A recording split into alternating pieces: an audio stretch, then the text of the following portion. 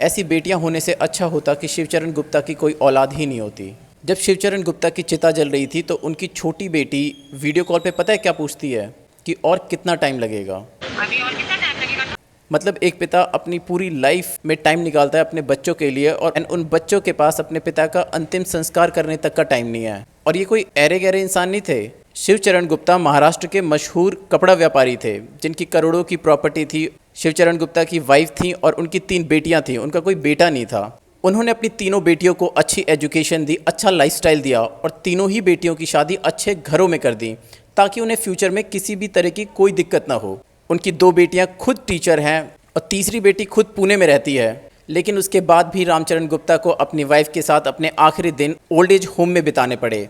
और जब उसी वृद्धाश्रम में उनकी डेथ हो जाती है तो उनकी किसी भी बेटी के पास टाइम नहीं था उनका अंतिम संस्कार करने का। एक बेटी ने 5100 रुपये ऑनलाइन ट्रांसफ़र कर दिए और दूसरी बेटी ने वीडियो कॉल पे उनका अंतिम संस्कार किया और ये पूछा कि और कितना टाइम लगेगा क्योंकि मुझे खाना खाने भी जाना है।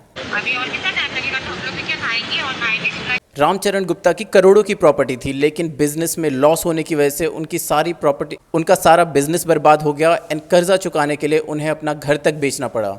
एंड जब उन्होंने अपनी बेटियों से रिक्वेस्ट करी कि आप हमारी रिस्पॉन्सिबिलिटी ले लो इस ओल्ड एज में, तो उनकी किसी भी बेटी ने रिस्पॉन्सिबिलिटी नहीं ली। तो रामचरण गुप्ता को अपनी वाइफ के साथ सोनीपत के एक ओल्ड एज होम में अपने आखिरी के समय बिताने पड़े।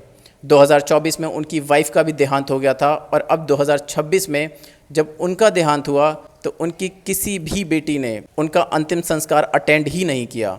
एंड ये एग्जाम्पल एक बहुत बड़ा क्वेश्चन रेज करता है सोसाइटी पे, हम किस डायरेक्शन में बढ़ रहे हैं। जब हम छोटे होते हैं तब हमें पेरेंट्स की ज़रूरत होती है तो हम बहुत ज़्यादा प्यार दिखाते हैं, बहुत ज़्यादा अटैच्ड होते हैं।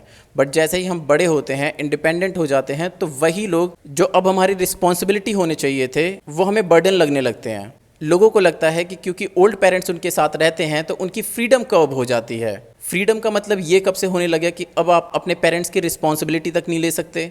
ओल्ड एज में पेरेंट्स की रिस्पेक्ट करना, उनकी देख रेख करना, ये ऑब्लिगेशन नहीं है, ये हमारी रिस्पॉन्सिबिलिटी है। और ये इंश्योर करना कि पेरेंट्स को कभी भी ये फील ना हो कि उनकी ज़रूरत हमारी लाइफ में ख़त्म हो गई है।